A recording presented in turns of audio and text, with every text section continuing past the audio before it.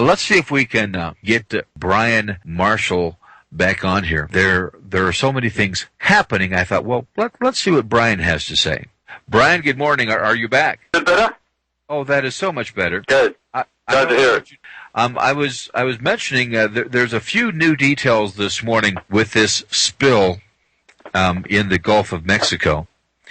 Yeah. And I appreciate your take. This is our first time on the air together, and I expect that we get to pull the curtain back a little more this morning and shed more light of day on things. But it looks right now, Brian, that this oil well by BP has gone further and deeper than any oil well has ever gone. More than 22,000 feet. This oil well is and they are finding that the flow of oil, and I guess they're getting natural gas as well, and some mud, is coming at 100,000 psi. The pressure there. Wow. And that one. I heard it was 70,000, but 100,000 doesn't surprise me. 100,000. And one of the things that is now happening on the ocean floor is that there is natural gas down there, and that it is pushing up the ocean floor like a bubble. It's pushing it up more and more and more. And if that thing were to blow, it would be like a huge gaping hole in the side of the earth. And I don't know if it could ever be repaired. Much of what is going on down there, people don't even know, like the radioactive uranium and thorium that is coming out from down there. And there are some communities already in Florida and in the Gulf who are seeing toxic rain.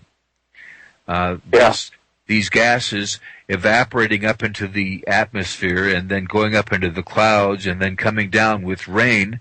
Imagine toxic radioactive rain with uranium and thorium and benzene and sulfides and, oh my gosh. Go ahead. I am extremely worried about all my friends in America.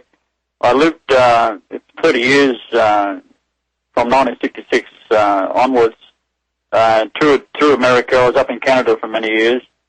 And I worked on the Athabasca tar sands and know a bit about oil. And I had a suggestion which I put to Lloyd's of London, to BP in Holland, in England, in the United States, Canada, and Australia. And no one wants to know. And what I suggested was that off the coast of West Australia, I also worked over there, and they have the world's largest iron ore deposits, which they bring out in train loads per day, and it's straight out of the side of an open-cut mine. So it's very, very simple to get at. And they are filling ships daily. Now, I suggested that what you should be doing is bringing these tankers over and dumping 1 million tons or so of iron ore on top of this area, and that is very, very heavy. And what it'll do is stop the oil that's being coming up through fissures. It's not coming out of one hole. It's what happens is at that pressure, and I was estimating at 70,000 psi, that it would soon erode away the pipe, because if you look at water jet technology, they can cut through 12 inches of steel with 1,000 psi with using sapphire grit. So 100,000 is just astronomical. That would have blown that pipe out of there within minutes, and it's like then work itself out into the fissures. Do we even have equipment? I don't know that we even have equipment that could handle PSI like that. No, there's none. All you can do is cover it with this iron ore, a couple of million tons of it, and you put risers, maybe 1,000 risers coming straight out of the material, several hundred feet high, so you can bleed the oil or the pressure or the gases that's coming out up through these pipes, and you let it keep coming out until you got the thing sealed. And how you do that, you just put layers of iron ore all over the area, maybe a mile wide and several hundred feet high or whatever is needed. And then you put smaller granules of iron ore, and it will solidify and rust. And you'll end up with a 20 or 30 foot thick rust layer over the entire thing and cap it all off. And then when you've done that, you then can exploit the oil that's coming out of there and the gas. Well, what's clear right now is the people who are on the scene are not telling us the truth of what is happening there. In the first place, and there are some people claiming that there is an ultra-high technology laser that in fact created the explosion in the first place, or whether this came because the equipment did blow because it could not contain the PSI.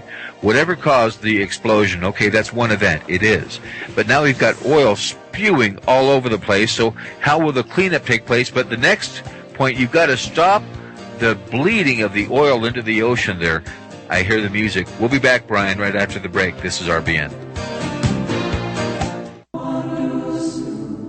It is 23 minutes after. This is the Morning Liberty program. Thanks for tuning us. I'm RJ. My guest this morning is Brian Marshall. This is our first visit on the air together. Okay. And I think we examine what is going on. We are not getting... I'm just going back on. Brian, are you there? Yeah, I'm still here. Okay. Brian, it seems to me that the blame game isn't getting us anywhere. Blame was... I know. You actually... This is paramount to civil war in America. I mean, the authorities are so inept. I'm amazed how you put up with it, but albeit that said, there is a way of cleaning up the mess, and it's been done in Texas. If you just go into YouTube and look up oil spill, Texas, I think it's called biological, it'll clean up the oil spill. And that was done. And cured a problem there in about 6 weeks. Now, what I see happening there is what is becoming clear is that they don't want to clean it up. What is becoming clear that's right. Is you're quite right. That there are people and organizations who they want to destroy America. In fact, they want to do harm to the planet, and they think they can win. They think it's okay. It's okay to destroy America. Right. It's okay to destroy the oceans. It's okay to do harm to the planet, and I'm thinking they've got it all wrong. Well, you're fighting a war against people that are deeply religious Satanists, and they are trying to kill off all of America because that's where the big guns are, if you like, of people. Once you get Americans offside, they have the kickback mentality. So they're trying to control America. Now, they're going to try, and, well, they have been trying with the Eugenic Society since 1878. They've been poisoning your food. You've got Monsanto, the Rockefellers, the Rothschilds in England control your money.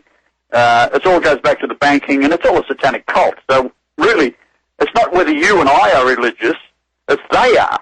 So you've got to understand that your enemy is deeply religious, and they're trying to kill you, and they're going to do it in such a way that they will make it appear to be an accident. Interesting. You say deeply religious, because in my mind, somebody who is a Satanist, that they worship Lucifer, that they in fact have ceremonies, and that is who they worship. I think when we tell our neighbors that, when we mention that to our families, they roll their eyes and look at us and say, there you go again, I can't believe it. But that is the truth of it, isn't it? That is right. Now, the word religious means superstition.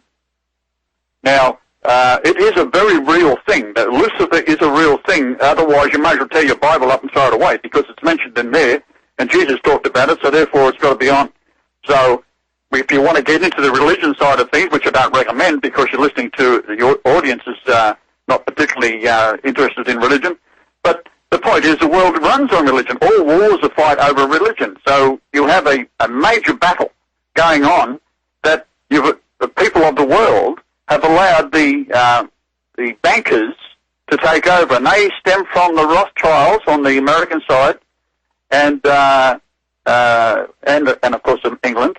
The Monsanto is getting into the manipulation of the genes of food with assassin genes. They've already tried it out in India where the crops fail, and you've got to buy Monsanto again the next year.